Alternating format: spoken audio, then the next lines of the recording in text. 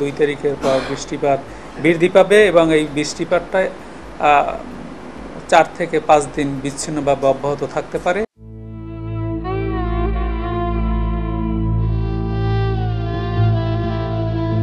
তীব্র তাপদাহের পর অবশেষে টানা 4-5 দিন বৃষ্টির পূর্বাভাস দিয়েছে আবহাওয়া অধিদপ্তর। দেশের 2টি জেলার ওপর দিয়ে তীব্র তাপপ্রবাহ বয়ে যাচ্ছে। খুলনা বিভাগের বেশ কিছু জায়গাসহ 6টি জেলার ওপর দিয়ে তীব্র তাপপ্রবাহ চলছে।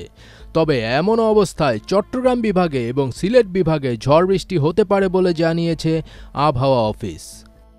অন করুন ভ্যাকেশন মোড, এনার্জি সেভ করুন নিশ্চিন্তে। ওয়ালটন স্মার্ট ফ্রিজ, বোঝে আপনার প্রয়োজন। সোমবার সকাল 9টা থেকে পরবর্তী 72 ঘন্টার আবহাওয়ার পূর্বাভাসে এমন তথ্য জানানো হয়েছে। আবহাওয়া অধিদপ্তর বলছে, লঘুচাপের বর্ধিতাংশ পশ্চিমবঙ্গ ও তৎসংলগ্ন এলাকায় অবস্থান করছে। 24 ঘন্টায় চট্টগ্রাম ও সিলেট বিভাগের 2-1 জায়গায় অস্থায়ীভাবে দমকা অথবা ঝোড়ো হাওয়া সহ বৃষ্টি বা বজ্রসহ বৃষ্টি হতে পারে। সেই সঙ্গে কোথাও কোথাও বিক্ষিপ্তভাবে শিলাবৃষ্টি হতে পারে। এছাড়া দেশের অন্যত্র অস্থায়ীভাবে আংশিক মেঘলা আকাশ সহ আবহাওয়া প্রধানত শুষ্ক থাকতে পারে।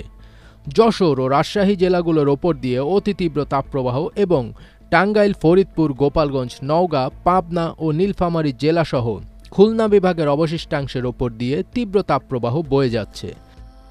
ময়মনসিংহ, মৌলভীবাজার, রাঙামাটি, চাঁদপুর, নোয়াখালী, ফেনী ও বান্দরবান জেলাসহ ঢাকা, রাজশাহী ও রংপুর বিভাগের ওপর দিয়ে এবং বরিশাল বিভাগের ওপর দিয়ে মৃদু থেকে মাঝারি ধরনের তাপপ্রবাহ বয়ে যাচ্ছে এবং তা অব্যাহত থাকতে পারে।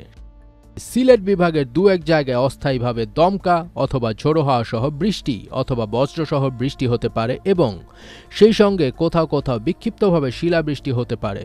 এছাড়া দেশের অন্যত্র অস্থায়ীভাবে আংশিক মেঘলা আকাশ সহ আবহাওয়া প্রধানত শুষ্ক থাকতে পারে। বুধবার 1 মে সকাল 9টা থেকে পরবর্তী 24 ঘন্টায় চট্টগ্রাম ও সিলেট বিভাগের 2-1 জায়গায় অস্থায়ীভাবে দমকা অথবা ঝোড়ো হাওয়া সহ বৃষ্টি বা বজ্রসহ বৃষ্টি হতে পারে।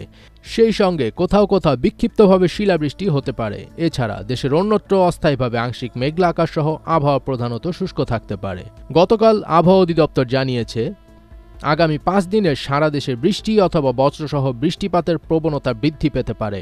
বিদ্যমান তাপপ্রবাহ 1 মে 2024 সাল পর্যন্ত অব্যাহত থাকবে। 2 তারিখের পর বৃষ্টিপাত বৃদ্ধি পাবে এবং এই বৃষ্টিপাতটা 4 থেকে 5 দিন বিচ্ছিন্নভাবে অব্যাহত থাকতে পারে। তবে আপনারা জানেন যে এই বজ্রঝড় সৃষ্টির প্রবণতা ক্রমান্বয়ে 18 সালের পর থেকেই কমে যাচ্ছে। আগামী 5 দিনে সারা দেশে বৃষ্টি অথবা বজ্রসহ বৃষ্টিপাতের প্রবণতা বৃদ্ধি পেতে পারে বলে জানিয়েছে আবহাওয়া অফিস। এ সময় বৃষ্টি এবং কালবৈশাখী ঝড়ের প্রভাবে তাপপ্রবাহ কিছুটা কমে আসবে। ফাজবির তাজ, ATN বাংলা।